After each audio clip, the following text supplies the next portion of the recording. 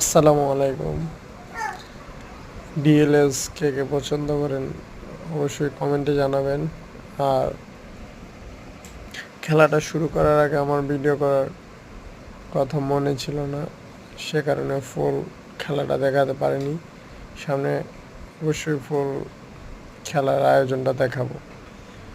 আর কে কে dream league খেলেন, DLS খেলেন, সেটা অবশ্যই কমেন্টে জানাবেন। আর অবশ্যই কোন প্লেয়ারকে আপনার পছন্দ সেটাও কমেন্টে জানাবেন। দেখতে থাকুন, সামনে ভালো কিছু আসতেছে। আসসালামু আলাইকুম।